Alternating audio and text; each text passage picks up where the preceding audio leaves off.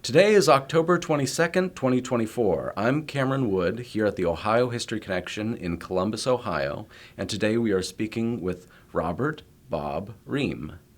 Mr. Roehm, can you please say and spell your name for us? Yeah, Bob Roehm. Roehm is spelled R-O-E-H-M. Thank you. Where and when were you born? Columbus, Ohio. White Cross Hospital, to be exact, across the street from Goodale Park. They moved and became Riverside in 1963 or so. What neighborhood did you live in Columbus? Upper Arlington. Okay. The first 6 months, my neighborhood had not been annexed into Upper Arlington, but otherwise I've lived in Upper Arlington. Upper Arlington. What was it like growing up in Upper Arlington? I didn't know anything else. I'm not sure how to compare it with anything, but I lived in a little neighborhood, a neighborhood with tiny little ranch houses called River Ridge, one of the few parts of Upper Arlington that don't have these massive mansions like you would expect.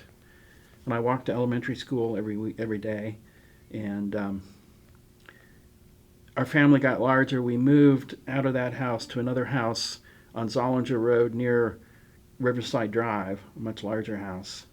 Then about 10 years ago, I moved out on my own near the Kingsdale Shopping Center. What did your parents do for work or personally?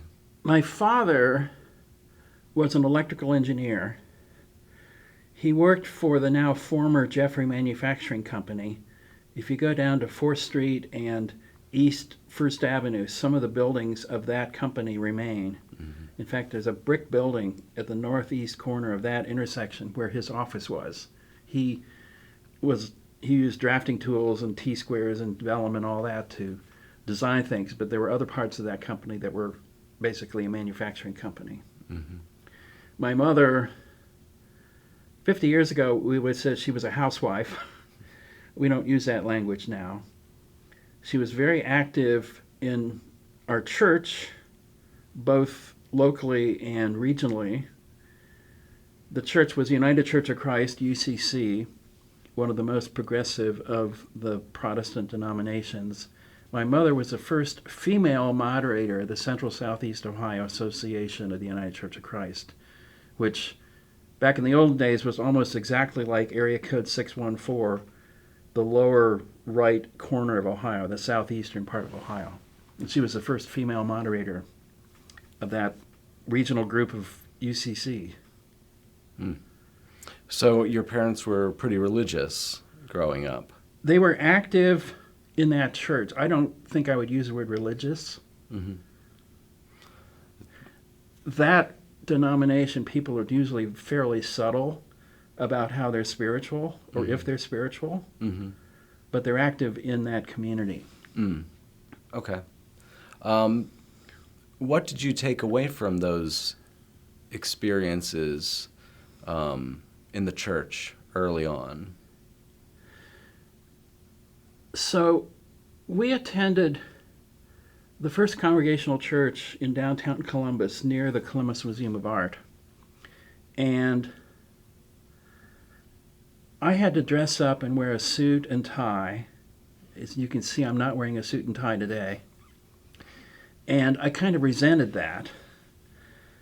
And I came to see church as mostly make-believe, dressing up and having to pretend that you believe things that you don't actually. That's not true for all people in that church, but that was my experience growing up in that church.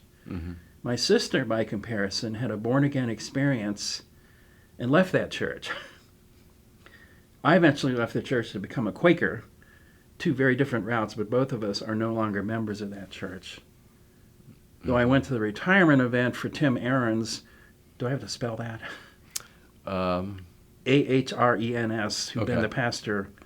He's still the pastor right now. He's going to retire in the next month of that church where I grew up. I should have said this earlier, but we're here to talk about your activism in the LGBTQ community, but also it overlaps a lot with the religious, spiritual side of things. How did that And you and your sister, you mentioned, have different paths. How did that unfold from this early beginning, I guess? I'm not sure when to start. I mean, I was born in 53, she was born in 56, Mm-hmm. and for her at the age of 16, she suddenly became born again in Jesus Christ and all that, and I didn't. Mm-hmm. And I learned to filter from her a lot of things that I was thinking because she was so absolutely committed to this Jesus thing, and I wasn't. So I kept quiet about it. Mm-hmm. Her born-again experience happened at the age of 16. I had a very equivalent experience when I was with my partner when he died unexpectedly. Mm-hmm. And in this public setting, I'll say I felt filled with spiritual energy for about 10 years and was completely changed by that experience. And I would argue that it's almost exactly as a born-again experience, except it doesn't involve Jesus, and it doesn't involve pressuring other people to believe in Jesus. I used to openly talk about what I was experiencing and got into so many arguments with Christians who would insist, oh no, it's got to be Jesus or it's not real. And my argument ever since then has been there are different options, including not believing in anything. Mm-hmm. And actually, I don't believe in anything myself, but I've experienced a lot of connection with the universe and with other people Mm-hmm. without technically believing in it.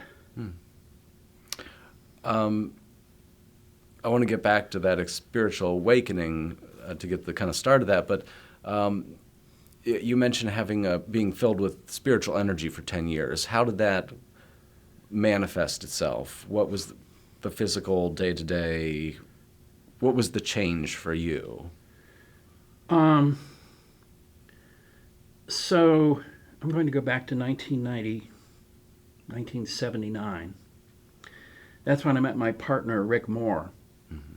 And we quickly realized that we had a lot in common. And we connected and became a couple, basically. Mm-hmm. I would not use the word husband because that was not part of the jargon that early.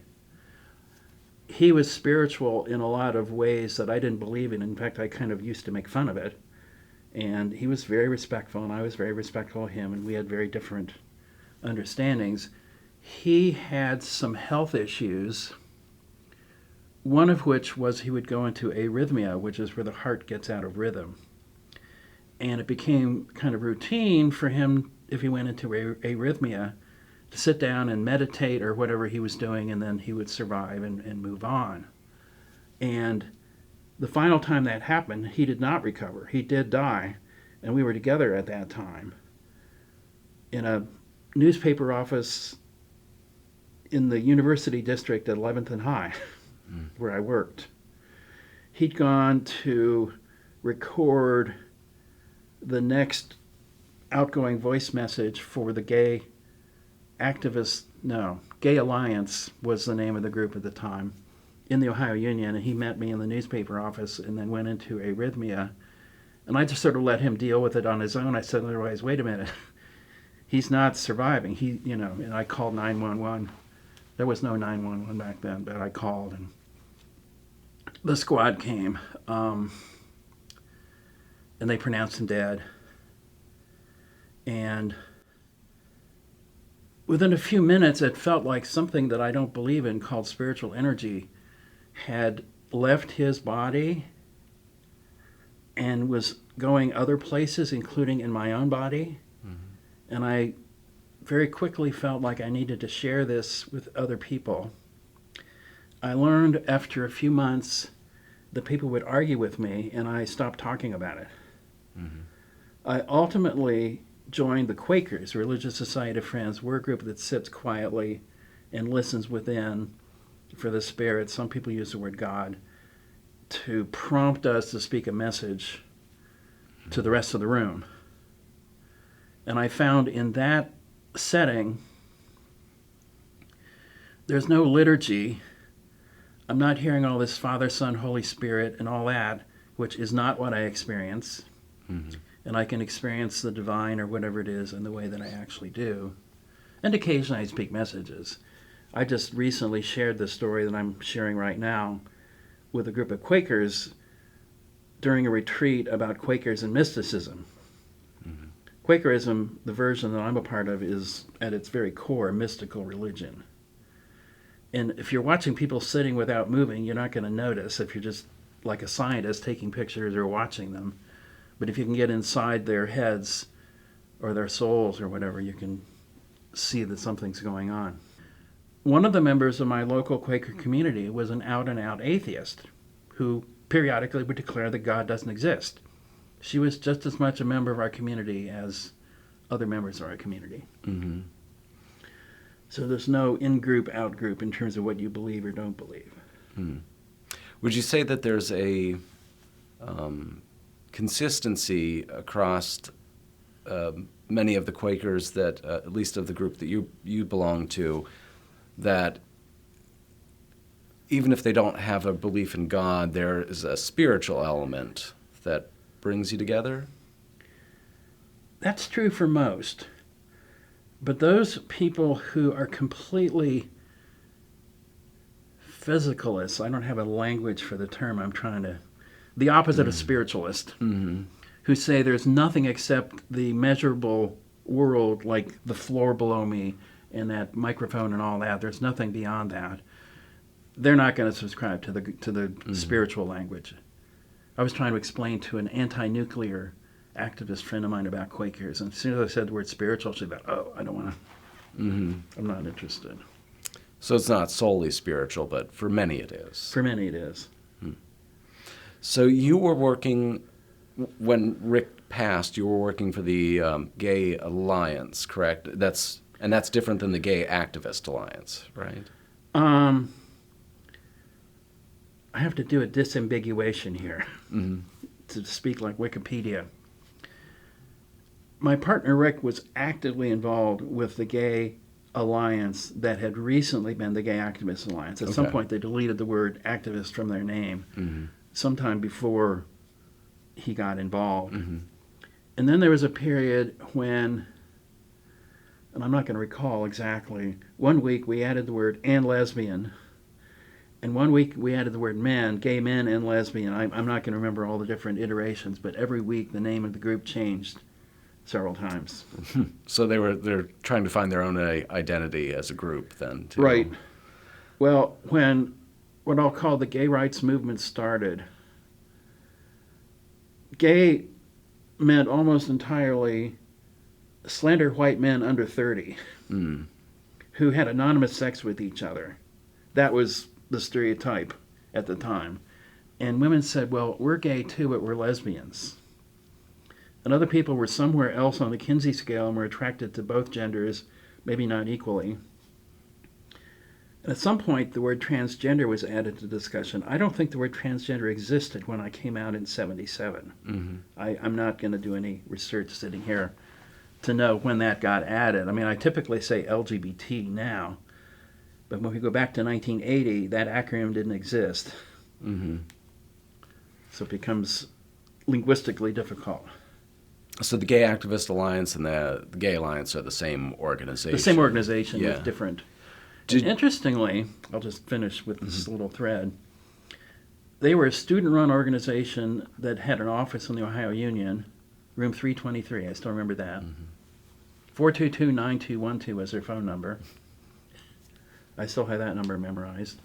And it was a student-run group, and now all of the support for what now are LGBTQ people goes through what used to be called the Multicultural Center at the Ohio State University, the Center for Belonging and Social Change, and it's not a student-run group in the same way. But that's, I mean, the United Church of Christ, when I was active in that group's LGBT group, we were a group of people standing outside of the church, at least metaphorically, saying, please let us in.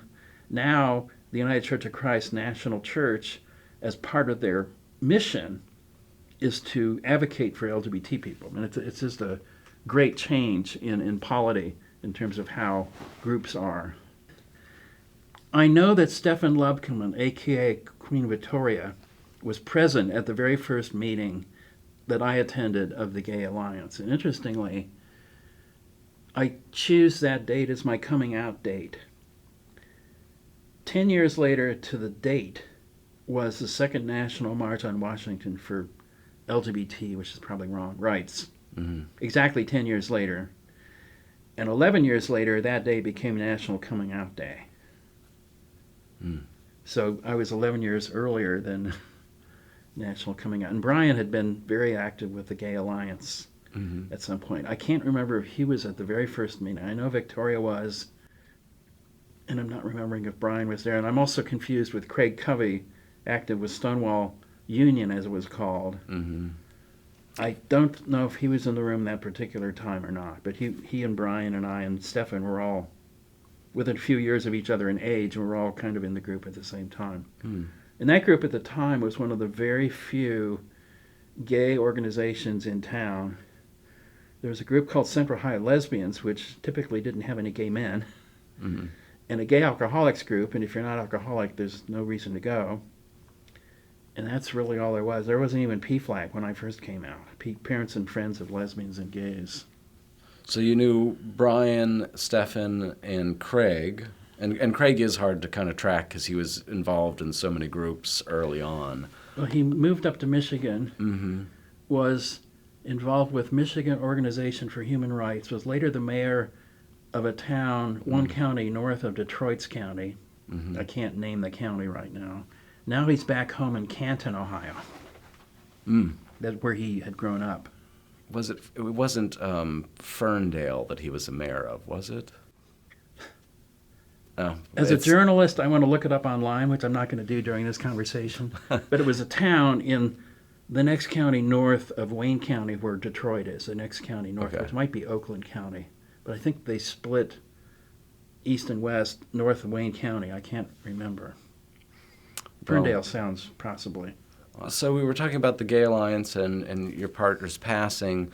I think we should jump back just for a quick second and talk about your own coming out experience and what that was like. And you can share as much as you want about that. I just thought it might be important to kind of put it in perspective. Yeah. So during the 70s, my coming out date was 77. That's the official date. During the 70s, it became clear to me and also to others that I tended to form fond friendships, is a term I would use, almost entirely with other males. And there were some parents who accused me of being gay and trying to recruit their son, or that's probably old language, which was not true. And I visited the Gay Alliance office occasionally, and I honestly thought, and this is a stereotype that's not true now, but I'm reporting what I believed in those days, that, quote, all gay men, quote, want to be women, unquote. And I now know that's not the case. But that's what I thought at the time. And I thought, well, I don't want to be a woman, so I must not be gay. That was my analysis of all that. You know, some gay men have an effeminate way of talking, some don't. But back when I was initially coming out, I thought, well, I'm not like that. I probably have an effeminate way of talking without realizing it, even myself. It got to the point that I decided to attend the first meeting of the OSU Gay Alliance, and almost immediately became an activist. I mean, later that week, that was on a Tuesday, they met on Tuesday nights. Later that week, the Ohio Gay Rights Coalition was meeting in the Open Door Clinic on 17th Avenue near Summit. That building is not even there, but that was, you know, where you could get some affirming health care in those days. And that was a statewide group that met that single time in the Open Door Clinic. That group started, I'm always stuck on words. LGBT didn't exist that far back. It started the LGBT booth at the Ohio State Fair. Right. Stonewall Columbus says they started it, but in fact, Ohio Gay Rights Coalition started it.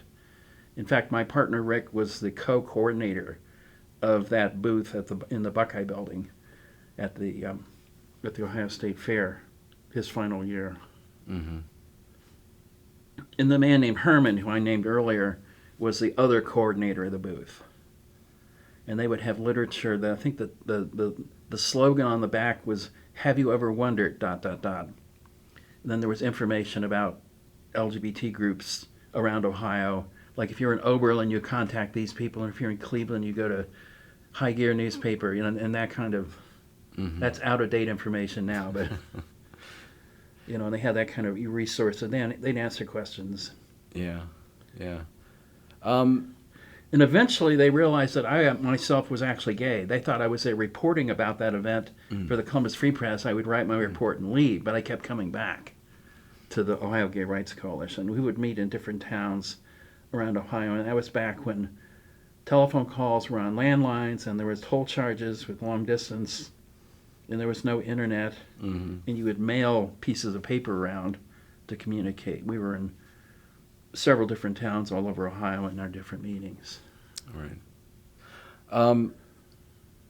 A lot of people in the LGBTQ community, when they talk about an important part of their story is often finding their community early on.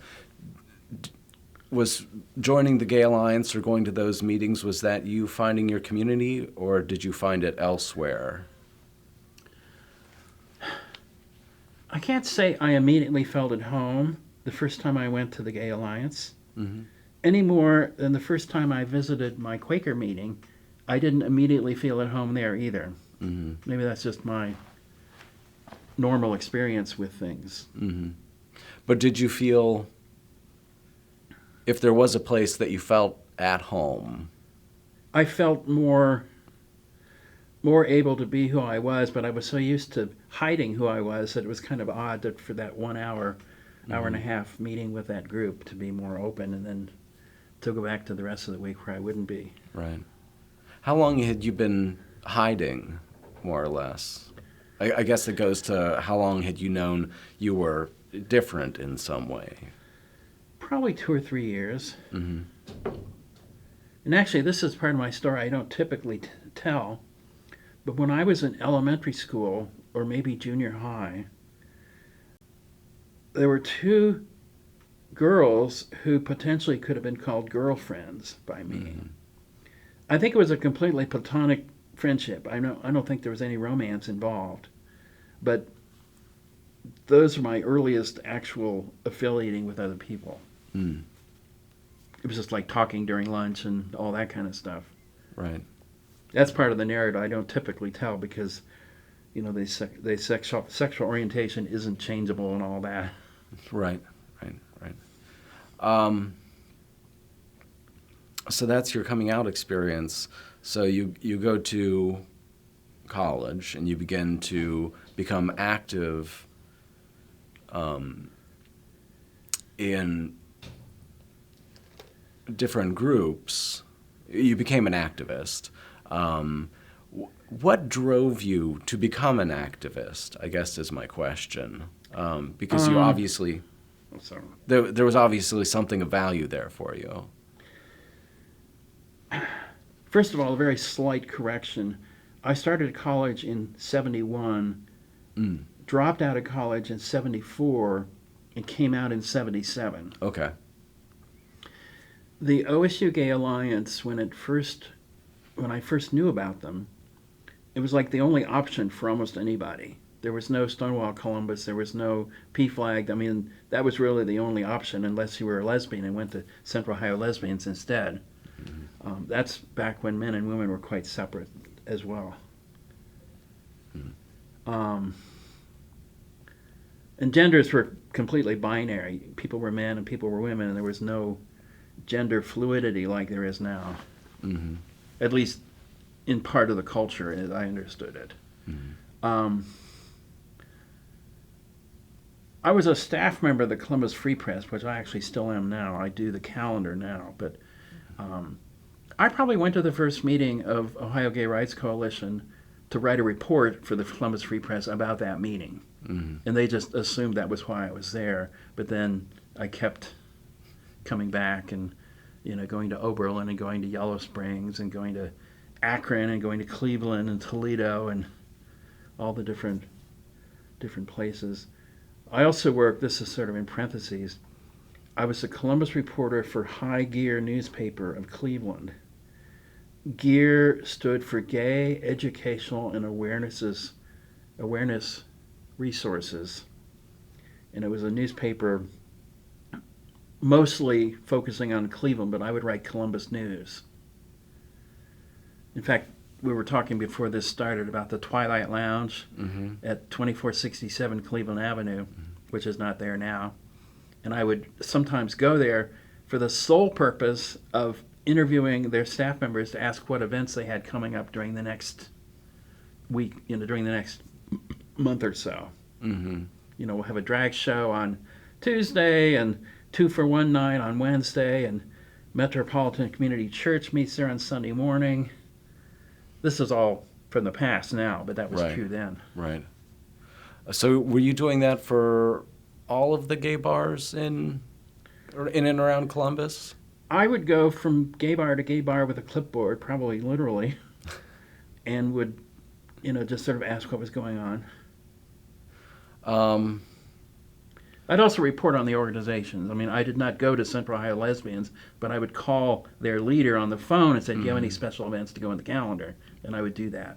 Right. I mean, I still do that, but it's all online now. Right. So that kind of gave you a natural connection with all of the different groups and bars and whatnot at the time. I've still got memorized the name of the leader of Central Ohio Lesbians and her phone number. I won't speak it in this interview, but it's still in my memory. Wow. And Craig Cubby's phone number is still the Stonewall Columbus phone number, 299-7764. Oh, wow. They were able to keep it all That this was his time. apartment phone number where he lived in Columbus. They were able to keep it all this time then. Yeah. So what were some of those organizations that you remember from that time?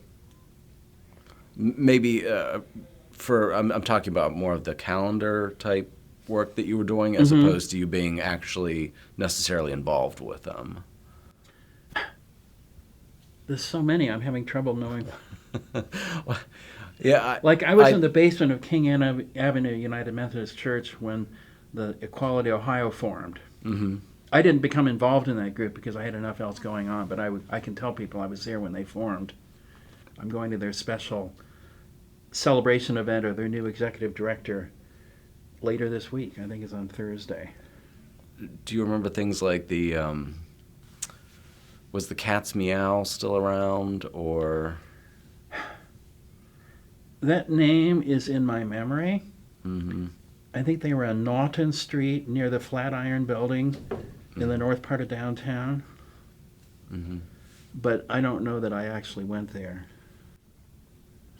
The Kismet Lounge was like one of the main bars.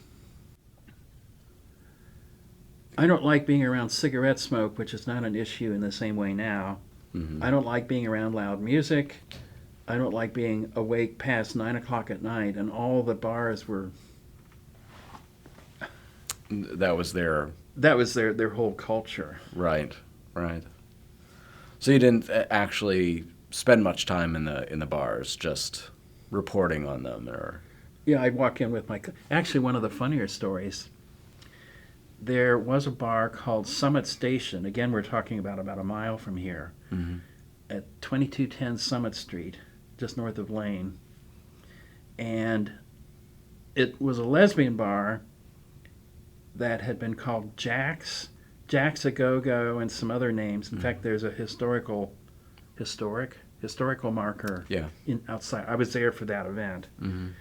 I used to bring copies of High Gear newspaper to that bar as well as other bars. And when I first arrived at Summit Station, or whatever it was called, Jack's, I had a stack of newspapers in my hand. This woman with a really low voice sitting at a table said, $5 cover charge for men. And so I'm here to deliver High Gear. So I walked in the bar, and there was a force field around me, 20 feet on all sides. I walked to the back of the bar, put my newspapers down, and women backed away to get away from me. and I had the whole middle of the bar to myself. I set it on the floor and I left. It's one of the funnier. It was nice to go in there during the Summit Station historical marker dedication. And people just walk in, use the bathroom, and leave. It was a very different. It wasn't the Summit Station business anymore, Right. but the current owner supported that marker going up. Mm-hmm. Was the first organization that you became involved with the Ohio Gay Rights Coalition? Well, technically, it was a Gay Alliance because I went there on Tuesday and the OGRC was on Saturday. Oh, so It was literally the same week. the Gay Alliance beat them out by 4 or 5 days. Right. Okay. And they went to meetings regularly, and then at some point, I'm a retired journalist who wish I had all the information to quote. There was some issue that reportedly, there's that word, had to do with non-students being involved with the student group Gay Alliance. And so briefly, there was a Columbus Gay Alliance. And anything else I could say would be speculation. I don't want to say it in this interview, but there was some reason that the non-students had to be in a separate group from the students. And that Columbus Gay Alliance existed only for like a year or so. You're attending these meetings. What drives you to become active in so many organizations? Is it because of this spiritual awakening that you had after the death of your partner? Are those two things linked, or do you think of those things as happening side by side? That's a good question. My interest in what I'll call LGBT in the church. In fact, for this interview, you might put LGBT in the church when you're giving a category for my particular involvement, because that's been my main emphasis. I felt very drawn to working within religious groups towards the inclusion of LGBT people. Oddly, I've never been Christian in terms of what I actually believe or experience, and yet I've been drawn to that work for 40 years. So when I'm hanging out with my United Church of Christ friends and we're talking about LGBT people, I sometimes feel like I'm trying to pass as Christian when I'm not. But I know how to talk the words. Don't ask me about my relationship with Jesus, but I can talk about the difference between 2 versions of Mennonites, or I know that really well, or the 4 different versions of Lutheran. I'm really up on all that. So I know that world quite well, and I speak that language quite well. So do you think of those things as linked, the spiritual awakening and your, at least your LGBT and the church movement kind of work? They're definitely linked. I think a part of the story I need to tell, which will help illustrate some of that. So I had this spiritual awakening when my partner died. About 10 hours later, my sister, who'd become a born-again Christian, decided to visit our house right then.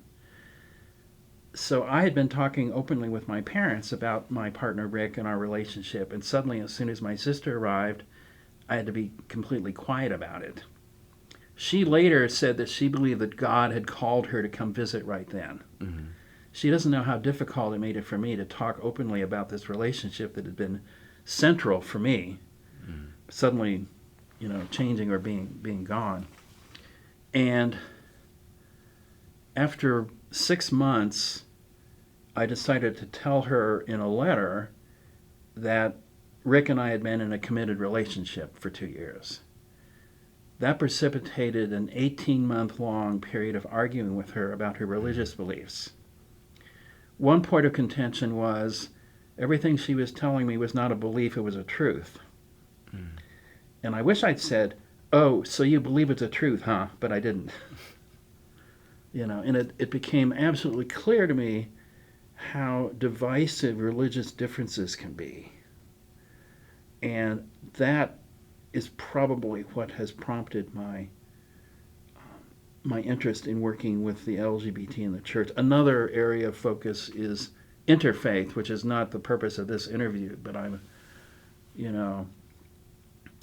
Do the different versions of Mennonites get along? Do the different versions of Quakers do the different versions of Jews get along? You know, that kind of religious difference can cause a lot of division too. Mm-hmm. Mm-hmm. I'm not saying the Mennonites don't get along, but you know, Amish are quite different from the Mennonites up on Oakland Park.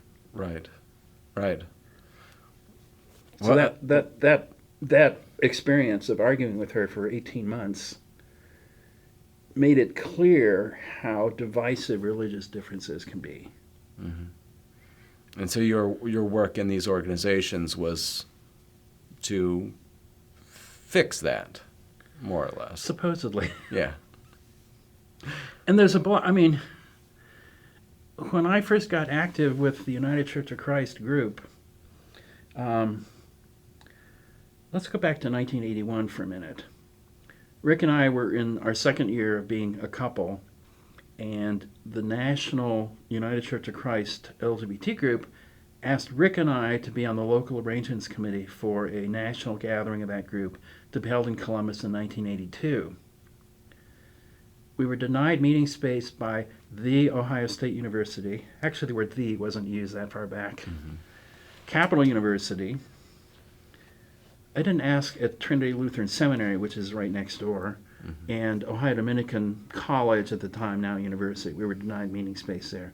And Rick somehow found a meeting space for our event at a building that no longer exists called the United Christian Center. It was sort of a progressive, academic-focused center near the OSU campus. Mm-hmm. And he found that meeting space, and a week later died. Mm. So suddenly I became the local arrangements committee. And we had a very successful second national gathering in the United Christian Center I still want that to be west, over on 15th Avenue. Mm-hmm.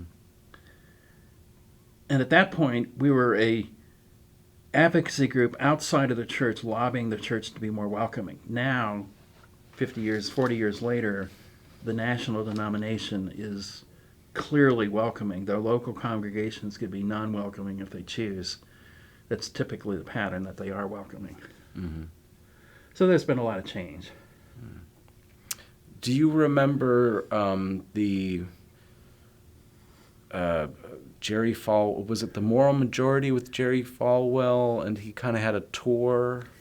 We actually, Stonewall Columbus formed because we went to the Columbus Baptist Temple. That may not be exactly the title, on Cleveland Avenue. That congregation moved later elsewhere, but they were on Cleveland Avenue, very close to where Westerville Road and Cleveland come together, and they at a funny angle. And we went to that church, and there were people from all over the spectrum, all the political activists, either LGBT or not, were there holding up signs and all that.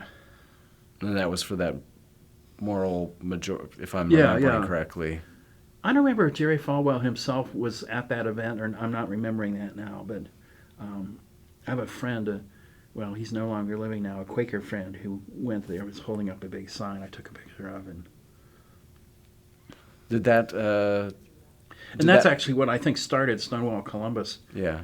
I think they formed in response to that. Did you have any personal response to that, or was it more of something you were just aware of?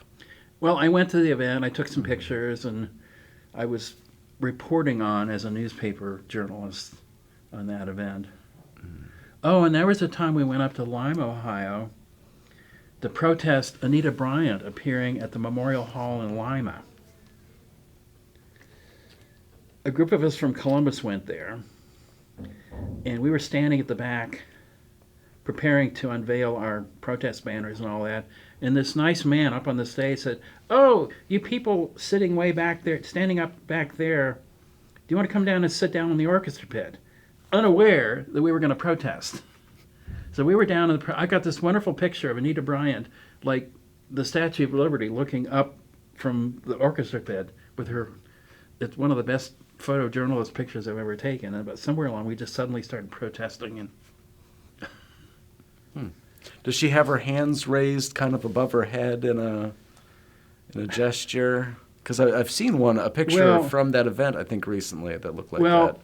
If you go to my Facebook page, you can find that picture on that image. I'm not going to try to look it up during this conversation, but it was a black and white, 5x7 black and white picture of her. And interestingly, Stefan Lobkeman, who at the time was living, took a print of that picture that I had taken to a digitizing event not far from the Flippo statue here in this building. And I walked up behind Stefan. I said, I took that picture. Can I have a copy of it? And so the digitizer said, sure. So I got a digital image of that picture as well.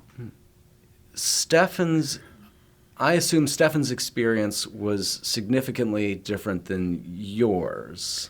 He or she was Missouri Synod Lutheran and really wanted to be Missouri Synod Lutheran and not another kind of Lutheran. And had a real struggle with that denomination. And eventually, I think the memorial service was at Old Trinity Lutheran Church downtown, just north of German Village. I think that's where the memorial service was. 16 to 20 pages in this bulletin format. It was intense. Yeah. But not Missouri Synod. What other groups were you, did you work with, and what other goals, focuses did you have? You had your interfaith kind of working to connect the LGBT and different religious denominations. What were your other work in that area or outside of that area? Wow. I know that's a big question. It's hard to know what lens to use. I will say, I recently visited the Greek Orthodox Cathedral at Goodale High with my interfaith hat on. And I really wanted to ask the priest about LGBT people and chose not to. I just decided, let's just let it go and be interfaith, and that's it. Well, that's interesting. So you kind of come at it with different hats depending on what your goal or... Actually, the interfaith hat and the LGBT in the church hat are almost mutually exclusive. So when I'm in my LGBT in the church mode, I try to at least appear to be Christian without making a point. Because if I'm not Christian, so what do you know about this church? What are you doing here? So I kind of keep quiet about that. Right. When I'm in the interfaith world, depending on the group, I'm not necessarily talking about LGBT people. Like, I wanted to ask the priest at the Greek Orthodox Church. I'm very familiar with Roman Catholic and LGBT because I hang out regularly with LGBT people. There's some differences. Their priests can get married. They're not required to be celibate. It's a whole different environment I didn't really want to try to explore because I was more interested in the, the iconography and the sung prayers for like an hour. Right. In the name of the Father and the Son and the Holy Spirit, we praise you. It was just pretty amazing. I wouldn't go there often, but I was glad I went there for that time, and I decided not to bring up the LGBT topic. I don't know what your perspective is, like more broadly, but is there something about Columbus churches that they share in common? I tend to focus on differences. That's my main emphasis. Like I was recently at the retirement event for a pastor who's been at a church his whole life. I won't name the church in this setting, though I've named him earlier in this same setting. So a white pastor who leads a primarily white congregation with some African Americans leads a church, and he is brothers in Christ, to quote their language, with an African American pastor who leads an African American church in the Near East Side. What I notice is their music is 120 decibels, and I have to leave the room because it's so loud. The brothers in Christ description doesn't affect me at all. And yet the two congregations are quite different in their style, and yet, in spite of that great difference, they're both brothers in Christ, which is kind of interesting. So finding the differences within the denomination, or Yeah. do you consider yourself successful in your activist work? It's an ongoing effort. Yeah. I mean, I was, I'm not even sure what to say now. My goal is to help people understand people who are somehow different. Mm-hmm. And so, depending on the setting, I will talk openly and maybe get some people to consider a perspective they had not previously considered. Mm. I'm not answering directly on it. I'm aware of that. Yeah, sorry, I didn't mean that to come off as quite as harsh a question as maybe it did. I mean, I had nothing directly to do with the United Church of Christ Right. nationally becoming more welcoming, but I was part of the group. Right. I was part of the people who were doing it. There's some people who think I'm doing all these things that I'm not sure I'm doing. But Oh, so it's hard for you to even determine what success is, or whether you're a part of. When you see success, are you a part of it, or? yeah, Yeah, I can understand that. I can understand. You're working towards a positive change and goal. that's my hope. Can you talk about some events that you've been a part of, or the different organizations that you have touched on in your broader work?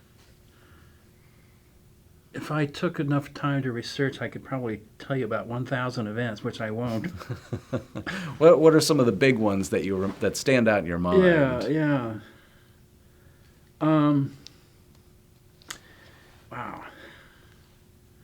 That's a longer list. I mean, if I just were to search my Google Calendar, I'm putting it in my backpack, which isn't there. Right. It's over there.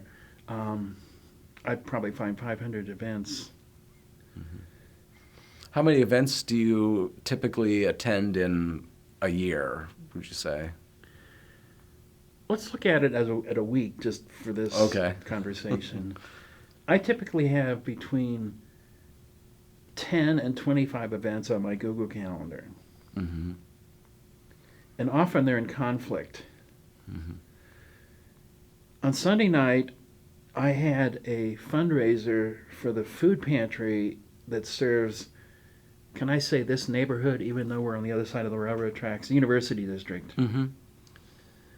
A 3-hour-long event, a 2-hour-long event online with the LGBT Religious Archives Network. There's a profile about me on that website, where they're celebrating several people who've done work with the LGBT in the church. And then Dignity New York, which I hang out with, it's a Roman Catholic LGBT group. Sister Janine Gramick, I can't verify her name precisely, but she's one of the founders of the early LGBT in the church efforts within the Catholic Church. Another hat I put on is politically left-of-center activism. I often don't reveal where I am politically because it gives me a more unbiased ability to talk to other people. Mm-hmm. I mean, it depends.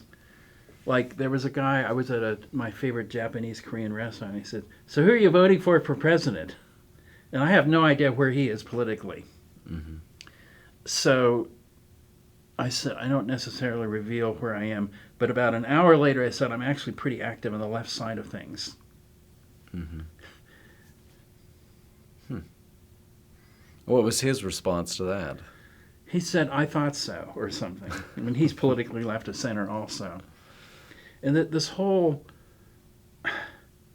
dichotomy that you're left and you're an enemy of the state, or you're right and you're good with God and you're almost Jesus, is just insane.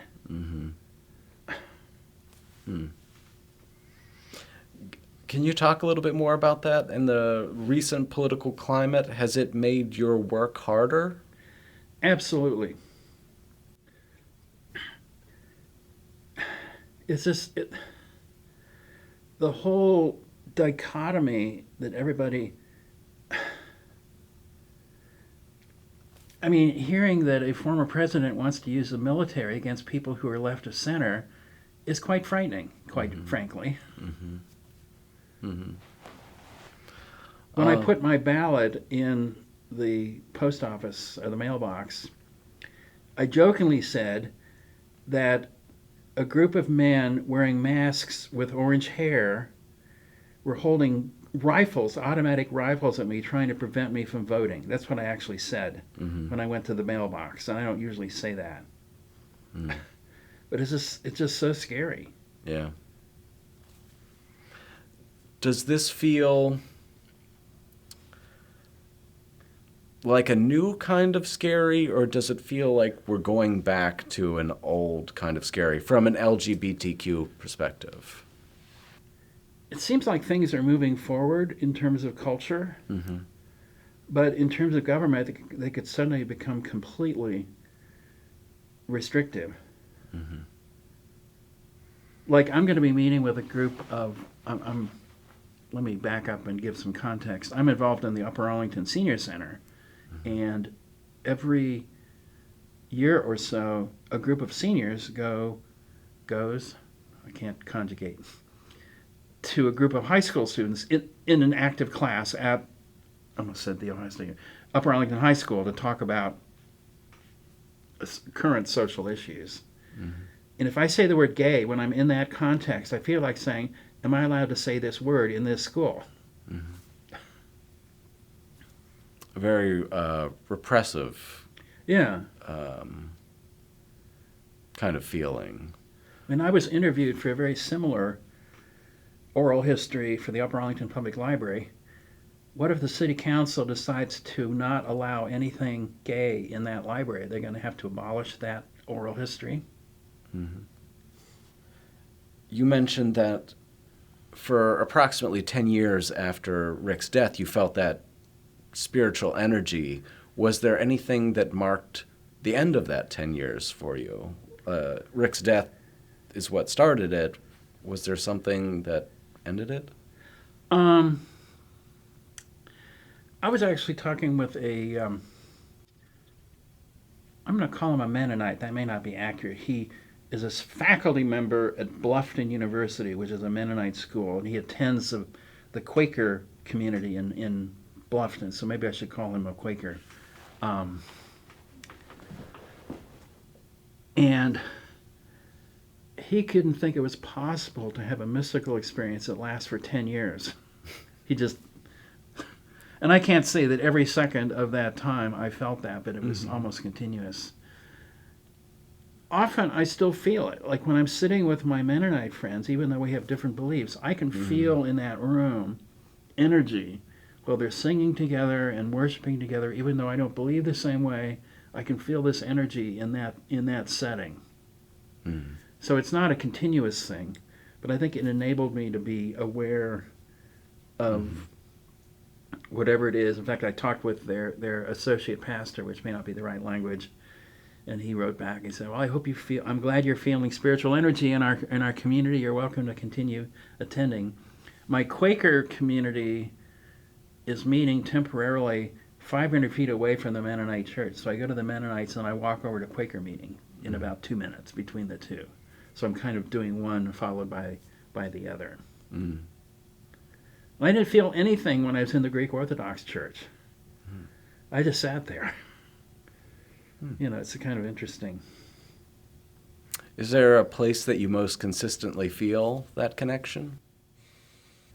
Over the years, it's been while attending Quaker meeting, but to be quite honest, I'm not feeling it like I used to. I mean, I'll always be a Quaker and I will still participate, but it's interesting that I'm feeling it right now more at the Mennonite church than I am in the Quakers, even though I don't identify as Christian, which they mostly do. You know, so that's an interesting. I coined the phrase vicarious mystical experience, where I can, like, you look at two people sitting on a bench who are obviously in love with each other. you can feel that love, even though you're not part of it. Mm-hmm. And similarly, when I'm in the Mennonites, I'm feeling this spiritual energy that they're feeling, even though I'm technically not a part of it. That phrase came to me maybe two weeks ago.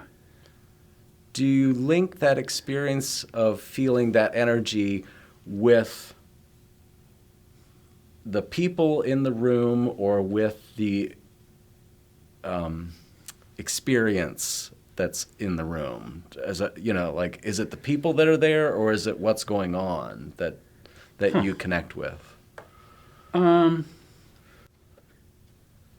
me use a different metaphor. Okay. So we're currently sitting in a room talking about 12 feet or 10 feet apart. Mm-hmm.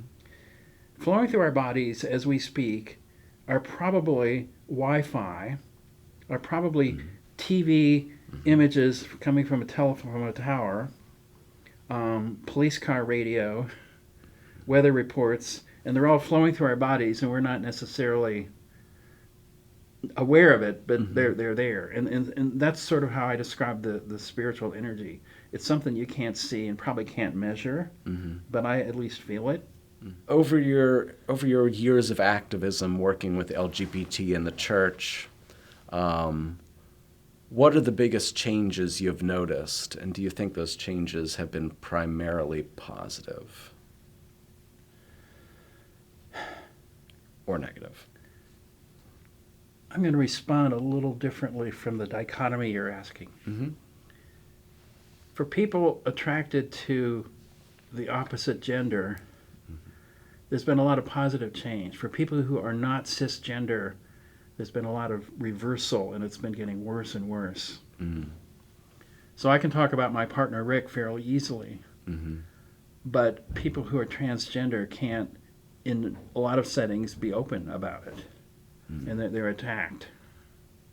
You just see the attack ads against a certain senator who's running for re-election, who say he thinks transgender people should be in sports or whatever.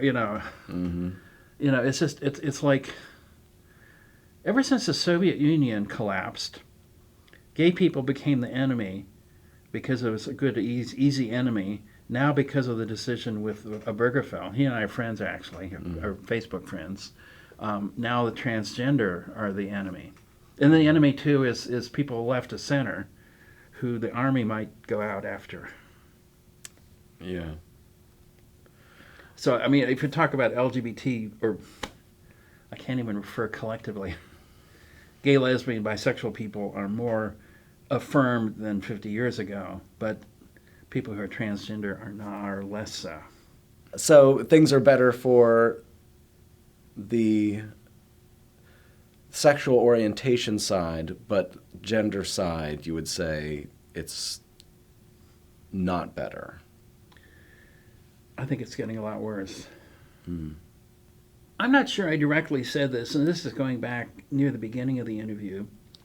My parents had been fully affirming of my identity as being gay. Maybe I said this before, but I'm not sure. I talked more about my sister and her born again and how that... And not all born-again Christians are automatically anti-gay. In fact, there's a group of evangelical Quakers who have left the main body of evangelical Quakers because they're not anti-gay.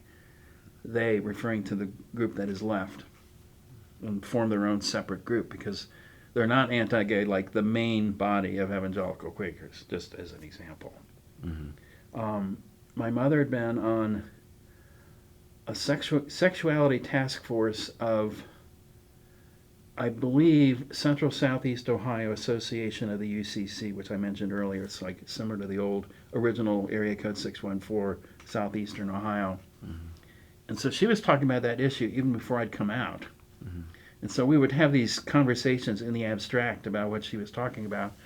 And 3 years or 4 years later, she said, "So where are you in all this?" And I came out to her at that point. I said, "Well, tell your father." And they have always been affirming, or had been, they're no longer living, so I have to use past tense. They had always been affirming. Did you expect them to be, or were you nervous that they wouldn't be? I knew that my mother was pretty progressive. My father more middle of the road, but she was certainly of the two of them, the more outspoken. She was, like I said, she was the first female moderator of that region of Ohio for the UCC. And pretty active in all that. So more comfortable with your mother and a little less with your father, but they both ended up being. They were both affirming. It was just his personality was not as openly, clearly, obviously. I mean, she was just she spoke differently in different ways and different style of communicating. We talked about the Lutherans Concerned and the UCC. Oh. Let me interject. Lutherans Concerned no longer exists, but they did years ago. The ELCA version of Lutheran is pretty LGBT affirming now. And actually, over in Hilliard or Upper Arlington, a different branch of the Lutheran Church, less affirming, has formed. Upper Arlington Lutheran Church was like 1/4 of the whole regional group of that part of Ohio. The Upper Arlington. Anyway, I'm forgetting that there's different versions. So Lutheran's Concerned no longer exists, but I would meet with that group regularly. I would say, I'm not Lutheran, but I'm concerned. That was my introduction. And they were mostly concerned with LGBTQ. Exclusively. That was their only. That's interesting. The name, the word lesbian or gay was not in their name. But actually, in the Quaker world, the first gay-friendly group in the Quakers was called the Committee of Concern. Later, the name changed enough times. It's now, take a deep breath, Friends for Lesbian, Gay, Bisexual, Transgender, and Queer Concerns. I feel like they could have shortened that by now, but... Well, and some people my age and older didn't really like the word queer because we don't identify as queer. But that, I'm not lesbian or bisexual either, so, it's part of a list, but... Right. Part of that spectrum. Right. At least I'm not working in the office answering the phone all the time. Were you involved in the start of PFLAG?